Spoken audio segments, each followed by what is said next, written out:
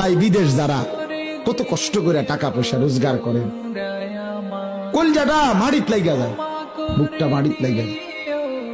প্রবাসীদের কষ্টের দৃশ্য তো আমি বহু দেখছি, কি পরিমাণ কষ্ট করে, কি পরিমাণ। আহা,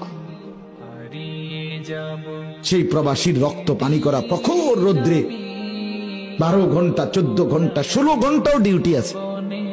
ওভার টাইম করলে 16 ঘন্টা ডিউটি। 16 ঘন্টা যদি একটা মানুষ ডিউটি করে, 24 ঘন্টার মধ্যে তার আর বিশ্রাম কোথায়?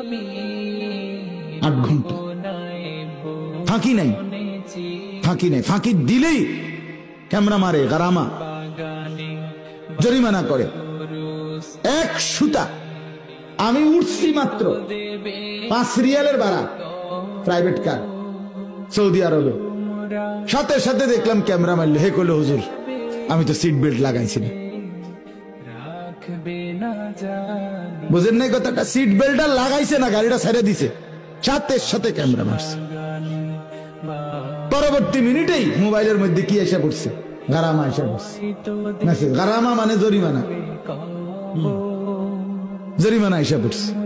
এত কঠোর কষ্ট করে টাকাটা রোজগার করে, সেই কষ্টের রোজগারের টাকা দেশে সন্তান 2 হাতে মোবাইল টিপা শেষ।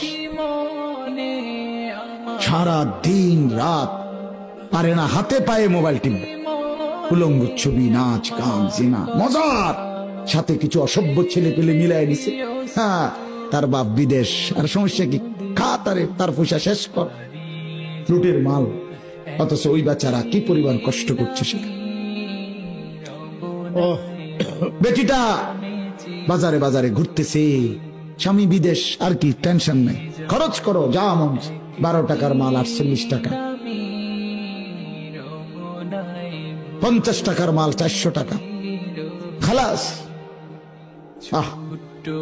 এই জন্য বললাম আমাদের সচেতন হওয়া চাই, আমাদের সচেতন হইতে হবে। নিজের পরিবার, নিজের স্ত্রী, নিজের ছেলে, নিজের মেয়ে, নিজে প্রত্যেকেই আমরা গুনাহ থেকে বাঁচতে হবে। আর প্রথম কথা হলো নিজেকে বাঁচান।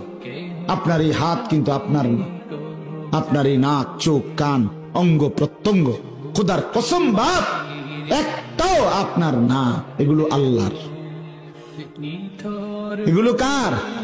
আল্লাহর। আল্লাহর। আপনি টের পাইছেন না? হ্যাঁ, আমিও না, আপনিও না।